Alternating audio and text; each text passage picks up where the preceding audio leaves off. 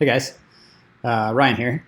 So the Prague Chess Festival is just wrapping up, and here's a game from round three that's David Navara versus Anton Guijarro that I wanted to highlight. I've been trying to look at some Queen's Gambit declined games and some of the plans in the mid-game that happen in that type of opening. So let's take a look at this one. Navara kicks off with d4, and after knight f6, then we go into this Queen's Gambit declined sort of formation. And then there's a capture here, and this is a perfectly playable line. It's not one that is instinctive to me because it looks as though you're helping black develop that problematic bishop if you're playing as on the white side. So as white, I tend not to go into this line and was surprised to see it, but I think it's a perfectly playable line. So after that, white gets his bishop outside of the pawn chain so that he's able to play e3 and allow his light square bishop to come out. Black breaks the pin. And now we see e3. And we're starting to see the pawn formation that's going to take shape in this game. You're going to see this, basically. And as soon as you see a pawn formation like this, this should tell you, this is classic minority attack for the side that has fewer pawns over here. The goal for white is to eventually make the pawn push to here so that you can either, if there's a capture, you can weaken this square, or if there isn't a capture, you can trade here, isolate this so that this no longer has a pawn supporting it, and then you can put pressure on that down the file, and it's a backward pawn that you can put pressure on, and that's a weakness you can build on. So that's the idea behind the minority attack. Generally, when you see this kind of pawn structure, the pawns here are considered to be pointing. The black pawns are pointing this way, and the white pawns, if you can see, look like they are pointing this way. That pointing means that it's generally suggested for that side to attack in that direction. It's generally suggested that black should be considering attacking on the king side with this type of pawn structure, and it's generally suggested that white should be trying to attack on the queen side with something like this minority attack that we just took a look at. But this is considered play on the wings. This is play on the sides of the board, on the king side, on the queen side, and it's thought that if you want to play on the sides of the board, another general rule of thumb is first you must win the battle for the center. Once the center clarifies or locks down or is fixed so that the battle for the center can be considered over, then you can start looking at play on the wings. In general. So that's what we start to see is a ferocious battle for the center here. And yeah, let's see how it plays out. So white gets his light square bishop to an active diagonal. Black connects his knights. And after knight f3, both sides look like they're just about ready to castle, and I think just as an automatic instinct, I would play castles here. I would just look at it and say, yep, my development's almost done, time to castle. But that's exactly the type of move I'm trying to stop playing, is my automatic, yep, in this type of position, that looks great. Whenever I'm going through a Grandmaster game like this one, something that I'm trying to focus on is how to, if I see a point in the game where I'm like, ooh, I definitely would have played that, and then the Grandmaster plays something different, I think it just means that there are nuances, there are subtle, important things to put in place first before making the obvious move. And in this case, black plays one of those by landing on e4. From this position, white would love to eventually get his pawn rolling to e4 so that he can start pushing down the center. Potentially an f3 at some point would help make that push. Potentially this knight will move somewhere to help make that push. But and if black just castled, it's possible that white could have done some additional preparation and perhaps found a way to eventually get away with getting e4 in. But knight landing on that square just stops that dead in its tracks, and it looks like a dicey move. It almost looks like, well, can't I win material here? But not quite, because this bishop is a tactical liability and is hanging. You can't quite take twice here and win a pawn, because in all lines this bishop ends up being something that's hanging. So this works as a move to land here, which means we've got to do something about that bishop. So I can, one possibility is just to trade it off. But after trading it off, that activates the queen, and now not only has black achieved getting a piece here to just sit in that hole in white's position, but now it's supported. White just helped black bring his queen out, develop his queen, and that's supporting this e4 point. So if you're not going to trade on that square, then what instead? Well, white elects to hold on to that bishop, and this looks like a useful diagonal preventing the rook support of b7. This looks like a useful diagonal for this bishop, so it's a reasonable move to hold on to the bishop there. But now black, because his knights were coordinating, black cements that piece in there, and now black's got a firm grip on the e4 square.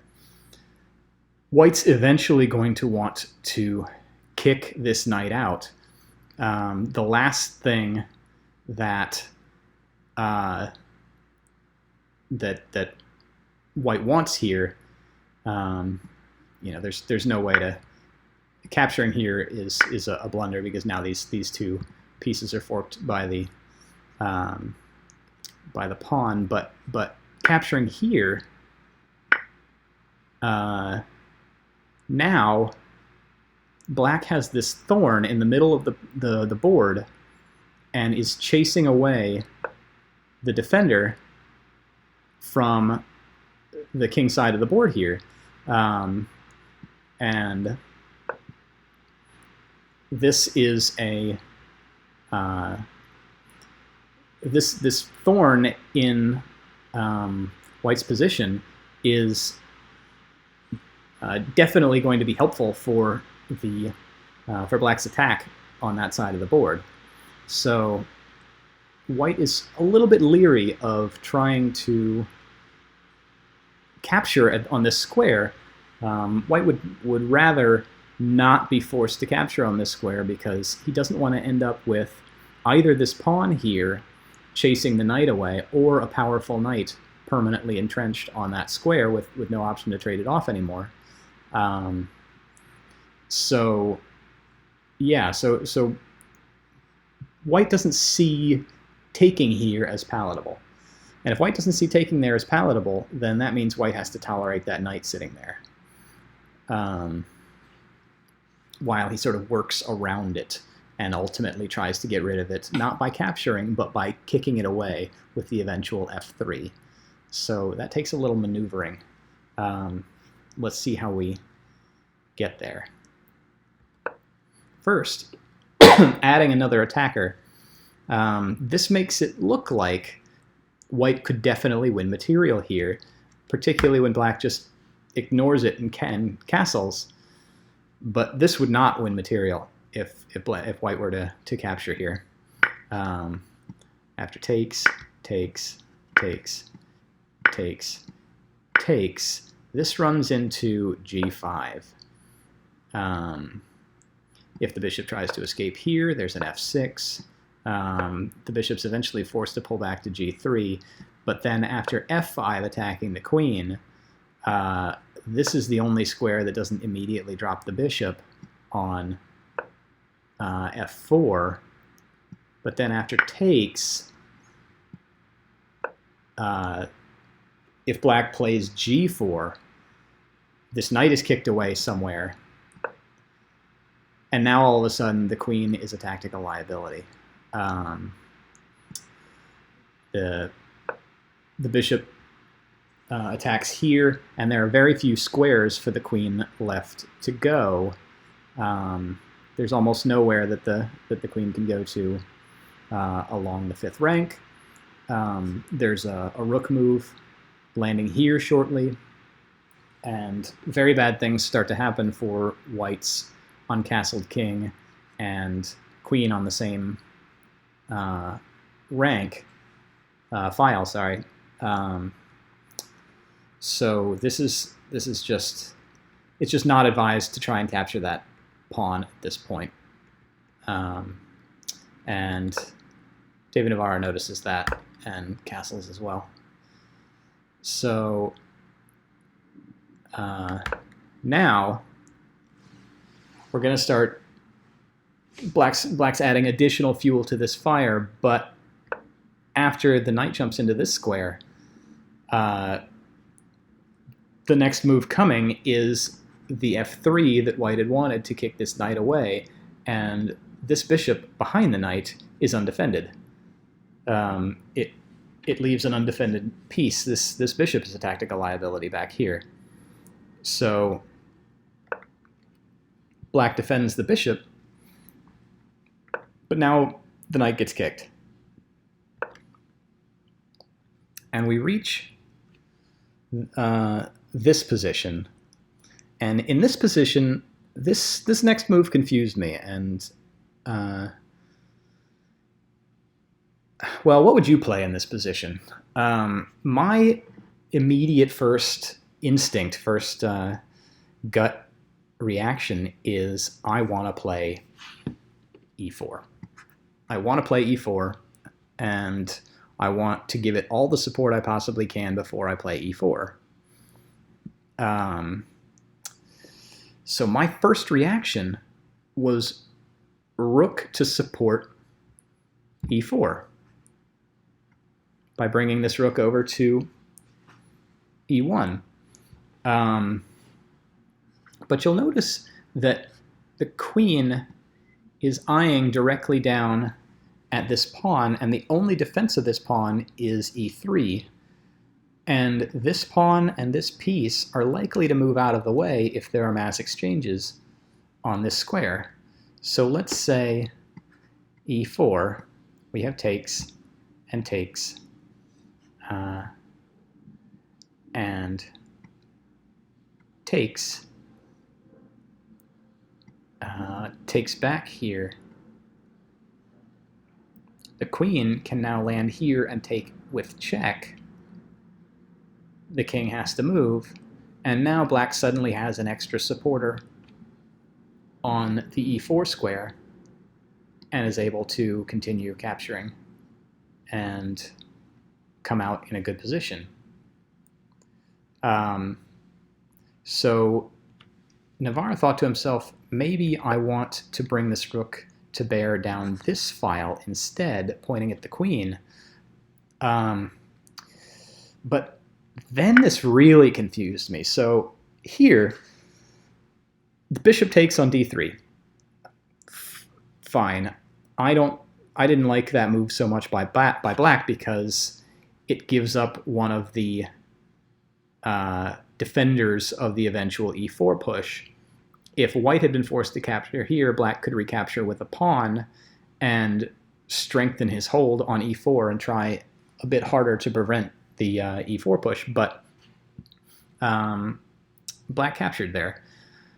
Immediately I would have played queen takes because it lends support to d4, it lends support to e3, it lends support to the eventual e4 push. It makes the queen more active. It means I don't have to retreat any pieces. If I thought about it a little bit further, I might consider taking with the knight. Take with the knight, you open the bishop's eyes. Perhaps you may want to trade off one of the attackers of e4, which allows you to then replace your knight after that, and then maybe e4 becomes a better move. So potentially capturing with the knight so that the knight can do some maneuvering. But I never would have considered rook takes. This is just something that I would not have played. It looks like it closes the queen's eyes to e4. It does keep a rook staring straight down the field at the queen, so that if this piece and this piece and this piece, if this file clears, this pawn here won't be a target for the queen because the rook's there.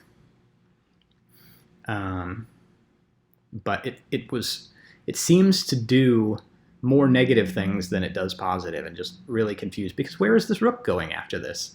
I guess you're thinking after e4 takes, then the rook is able to slide along the third rank and potentially move in towards the attack on the king side, or to target some of these pawns back here.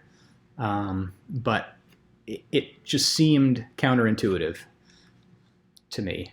But anyway, so black plays this seemingly strange move in reply of a6, which I think supports a knight move over to here to try and clear one of the defenders of the e4 square. This knight can land here and potentially trade itself off for the knight on c3, which is supporting an eventual e4 push. And if knight lands there without a6 being played, just with c6, then knight takes, c takes, and this pawn is isolated in the center, and perhaps after an eventual e4 takes, now these two pawns are, especially the d4 pawn is passed, and this could be beneficial moving towards an endgame. But it looks slow to play a6, and the engine agrees and thinks that now is the time to play e4. The point being, after e4, if there are mass exchanges on e4,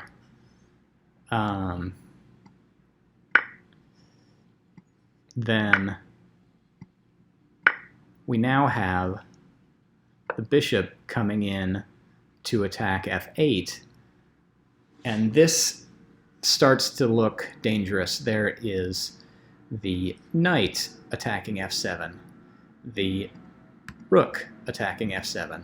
The queen is able to move to b3 to attack f7 and pin f7 to the king, and also hit b7 at the same time. And the bishop is now here to either chase away the defender of f7, this rook, or to trade itself off and win the exchange. So even though this looks like it was the win of a pawn in the center for black, it gives white an enormous amount of activity, and the engine thinks that white now has a more than +1 advantage in this position. So this was white's chance to push in the center, but he doesn't take it.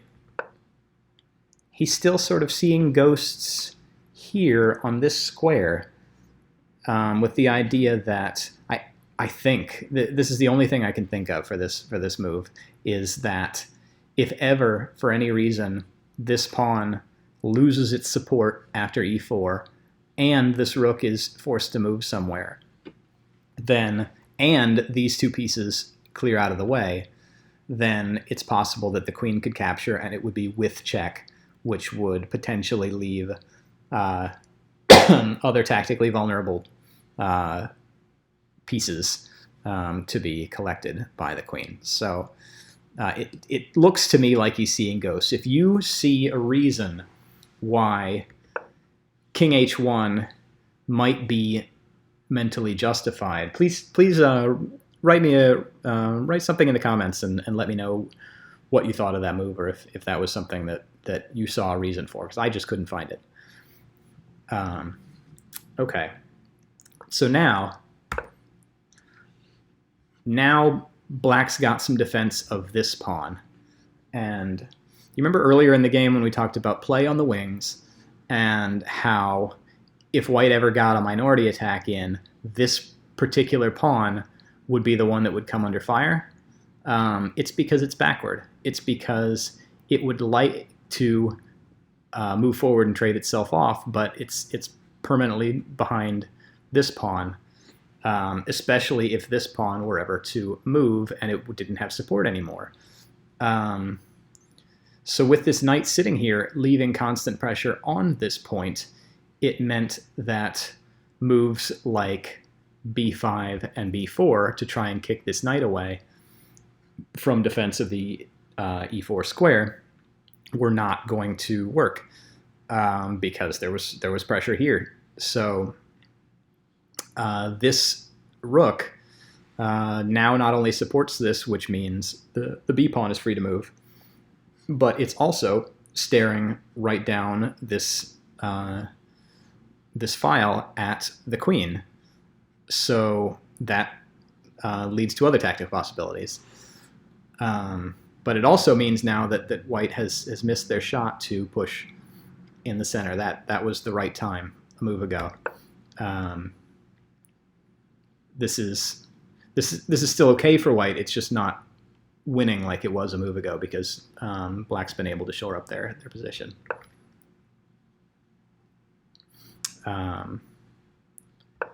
So White now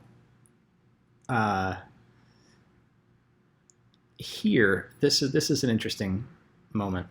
I tend to be too rash and too greedy in my games, and I've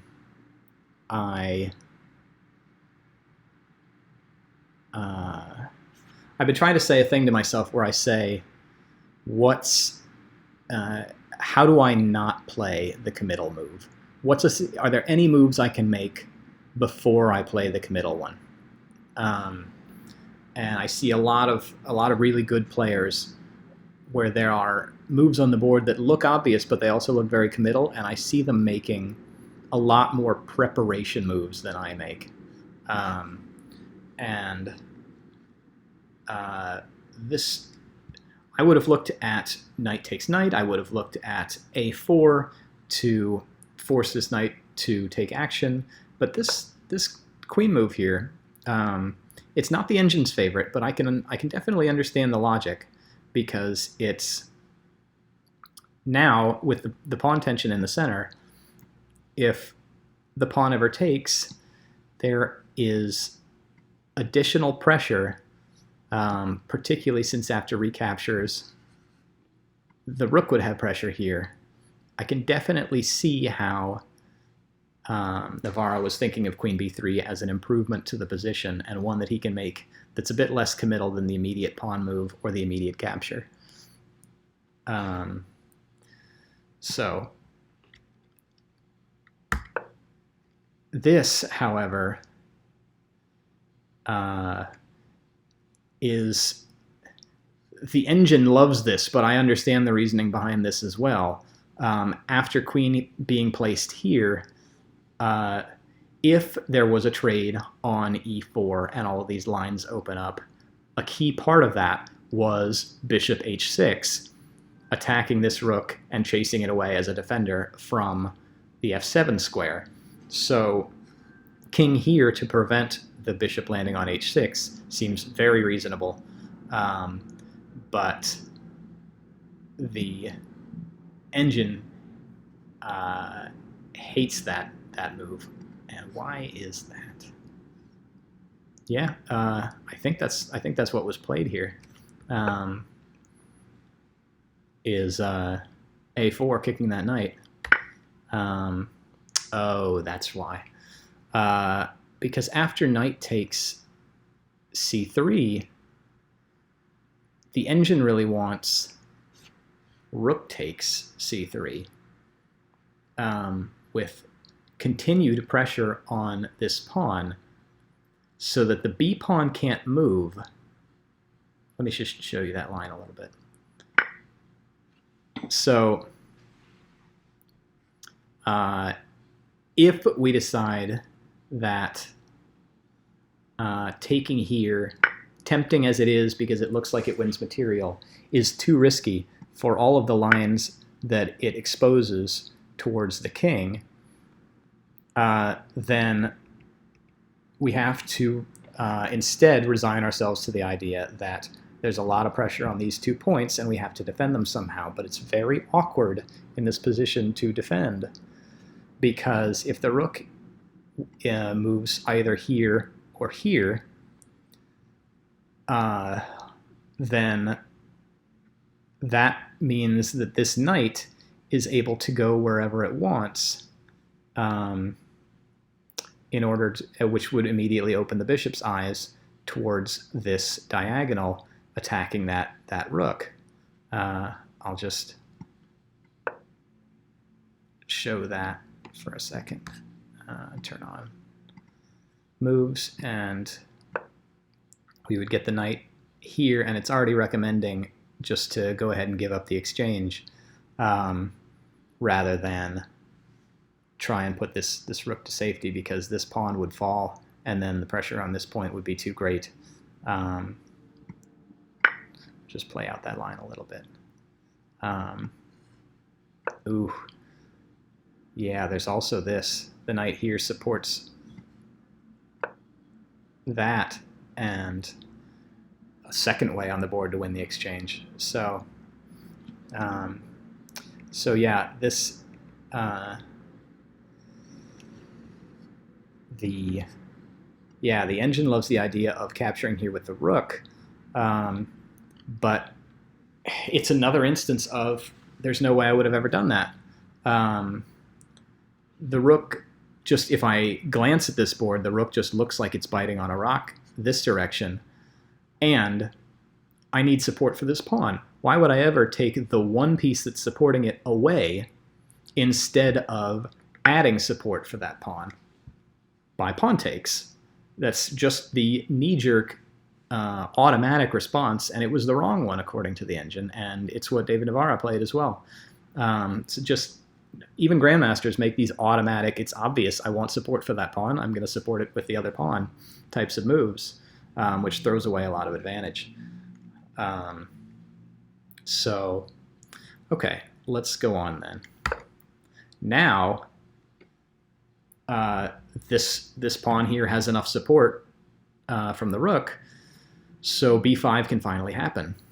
And if takes, then we're going to get takes back here, and this square is very strongly marked out by black, but also this pawn is going to be backward for the rest of the game. There's no way that this pawn can ever move forward, which means it can never get to a safe place where it's well supported.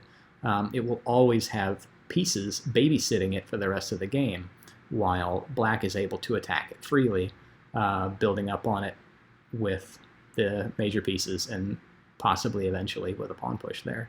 So that looks very dicey for white. So white avoids the capture, steps back with the queen instead, and black moves to maybe get this dark square bishop off the board. That's prevented. Steps back. Now we have this trade because the situation's different.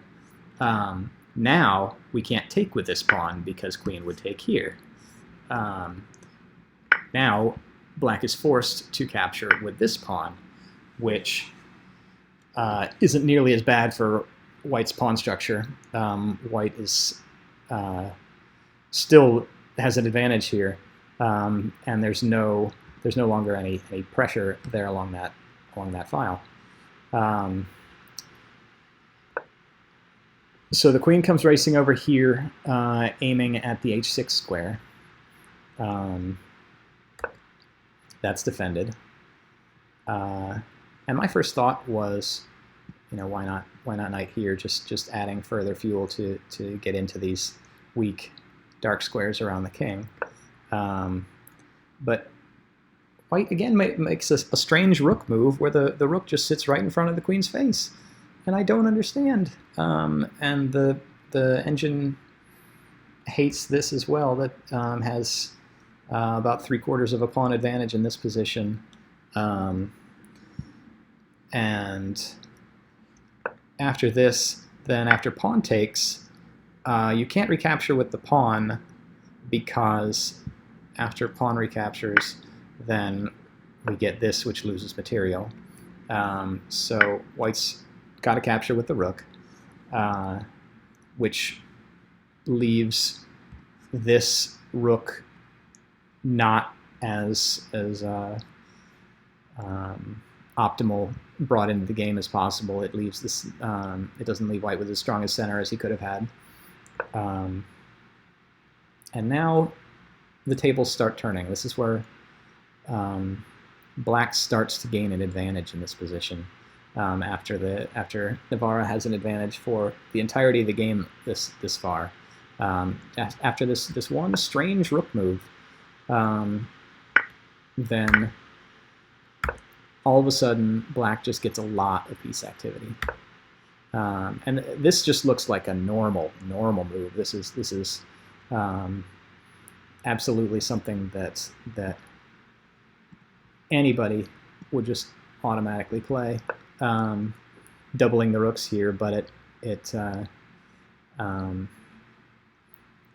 still the engine does think this is one of the best moves on the board. I had been thinking when I was looking at this earlier that the engine didn't love that move, but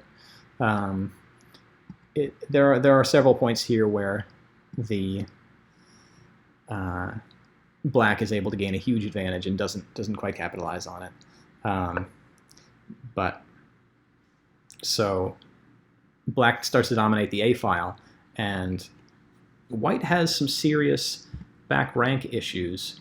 So if these pieces start to come off the back rank, there are problems for white along the back rank here. And you never want to hear back rank issues, because that suddenly means a lot of tactics and a lot of king safety issues, and that can change the whole flow of the game. So now white's finally got some pressure here, and this doesn't win a piece with this fork, because white can capture here twice, get 2 pieces for the rook, followed by escaping with his knight. Now, however, that is a possibility, so white's got to retreat the rook. And this potentially moves to fight for the A file, but it starts to allow black's pieces to come in down the A file. Black doesn't make advantage of it, but we've got a little bit of maneuvering back and forth.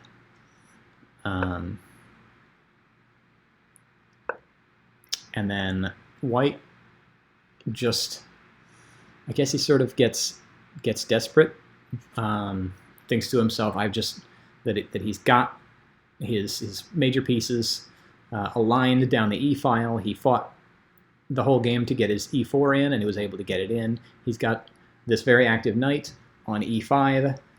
He's got queen and bishop lined up on this diagonal towards the king, and if he could just get the king exposed, just get him a little bit out in the open, and he plays H4, and the evaluation plummets. And black capitalizes on it well, first by kicking the knight away, then by trading a pair of rooks, then by moving in to pick up this pawn. And it's not just the pawn that's falling after this. The king starts to run, but this only deepens the advantage for black. because the queen is going to be the one that captures that pawn.